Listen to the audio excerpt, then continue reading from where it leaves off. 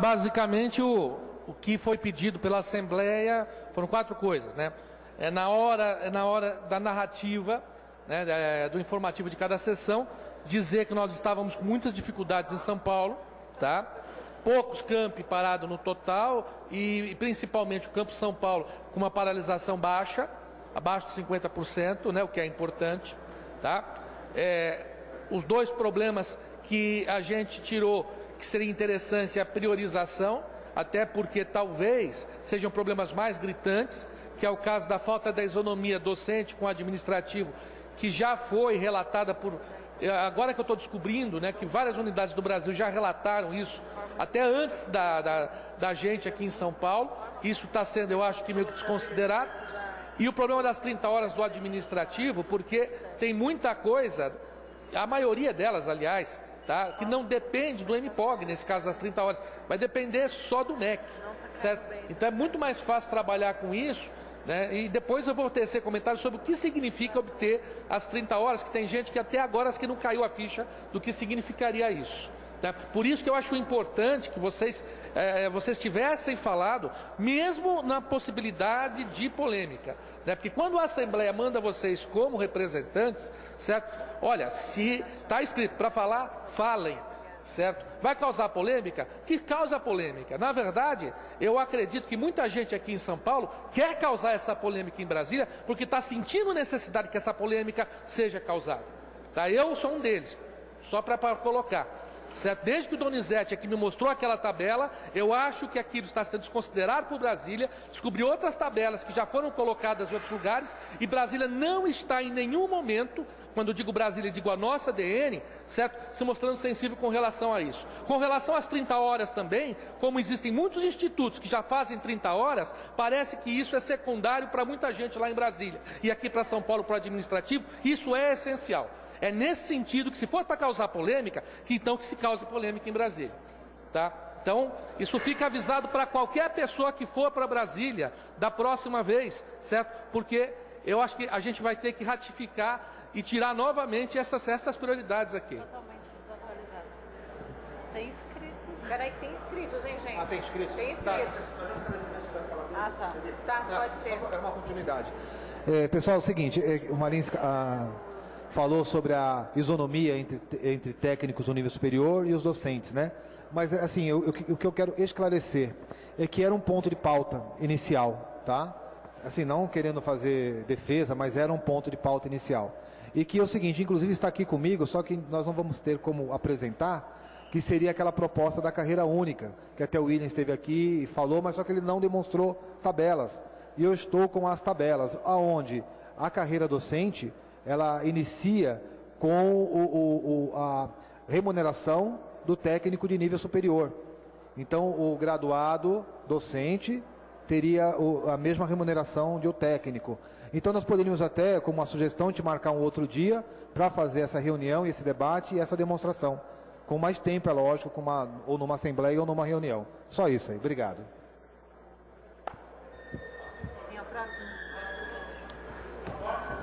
Mais algum informe? Tem a Lúcia, inscrita, depois o professor Garabê.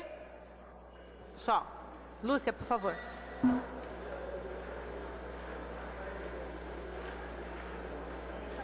Oi. André. Depois do Garabê, André. Boa tarde. Infelizmente, eu não tenho boas notícias para nós, né? Infelizmente mesmo. E para completar, tem pessoas querendo dificultar ainda mais o nosso movimento. Eu estou me referindo ao diretor do Campo São Paulo, o professor Vieira. O que aconteceu? Aconteceram 3 coisas semana passada. A primeira, houve um evento aqui, quinta e sexta-feira, esse aqui, Negócios e Inovação Tecnológica, que é da reitoria, e o diretor, né, nos consultou e perguntou...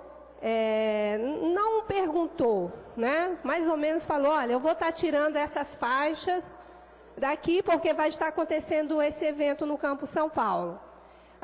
Foi conversado com o sindicato, com o comando de greve, e nós falamos para eles que eles colaborassem com a gente, que não retirassem as faixas daqui desse espaço. Infelizmente, ele não fez isso. Ele tirou as faixas, não sei se vocês perceberam, né? Quinta-feira, e quando foi hoje, ele colocou de volta. Outro informativo é que na quarta-feira, ele convocou, em cima da hora, pela manhã, uma reunião com os administrativos, aqui no auditório. Uma convocação. O que eu saiba, uma convocação ela tem que ser feita, pelo menos, em 48 horas. Isso não foi feito. E essa reunião não foi feito por escrito. Ele simplesmente telefonou para os setores, ou mandou lá os seus subordinados a ligar para os setores, mandou as pessoas também, acho que pessoalmente, aos setores, né? Falando que haveria essa reunião com os administrativos aqui. E não disse a pauta também. Bom, o que aconteceu? Vou ser bem breve, eu acho que nós devemos debater isso aqui depois, caros colegas administrativos e docentes. Tá? A reunião, ele falou que a reunião ia ser filmada, e foi filmada, e colocou alguns funcionários, assim, de forma... fez alguns funcionários passarem vergonha, digamos assim. Coisas que deveriam ser tratadas diretamente com os seus coordenadores ou em outros setores, foi colocada nessa reunião. Então, os funcionários se sentiram assediados, intimidados nessa reunião. Fizemos uma reunião na sexta-feira, né, onde os administrativos desabafaram e falaram que não gostaram dessa reunião com o diretor. Outra questão que aconteceu, devido a essa reunião, o sindicato solicitou a gravação dessa reunião. O diretor respondeu que não vai entregar essa gravação, porque essa gravação pertence à sua diretoria. Isso está escrito no documento. Então, é isso, colegas. Eu não tenho nenhuma boa notícia para vocês, tá? É só isso. Professor Garabê.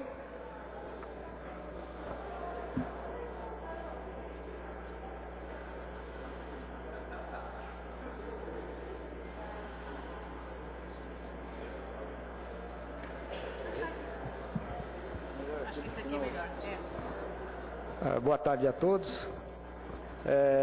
Eu pedi para colocar essa fala a título de informe porque eu acho que é pertinente.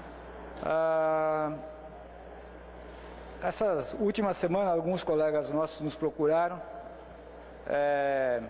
para que a gente pudesse dar uma satisfação, eu não sei se o termo é esse, mas dissesse para a comunidade o porquê da motivação da resolução 270 e das portarias regulamentadoras e explicasse um pouco algumas dúvidas que ficaram em cima dessa portaria, como, por exemplo, a questão da autocapacitação, né, de qual era a intenção da reitoria com relação à questão da autocapacitação. A autocapacitação entendida como a possibilidade daqueles docentes, e a gente está tentando estender também para os técnicos administrativos, que estejam num processo de mestrado, né, num curso de mestrado-doutorado, regularmente matriculado, utilizarem o seu projeto de ensino, pesquisa e extensão como utilizar o projeto de mestrado ou doutorado como projeto de ensino, pesquisa e extensão. Tá? E depois de algumas discussões com o colégio de dirigentes, ficou meio que acordado com o colégio de dirigentes que isso passaria por uma atividade de RH para poder incluir os técnicos administrativos, e isso está apontado de alguma forma numa última resolução regulamentando a 270. Então, tem a resolução 270 e agora são três portarias regulamentando e ainda apontando para a necessidade de mais regulamentação. Bom, mas a ideia era que a reitoria se manifestasse do porquê e de como, e da possibilidade da negociação e daquela negociação da prática. às vezes é difícil você criar uma normativa e saber como que essa normativa se reflete na comunidade, tá? Então você tem que criar, perceber o que está acontecendo e eventualmente fazer correções.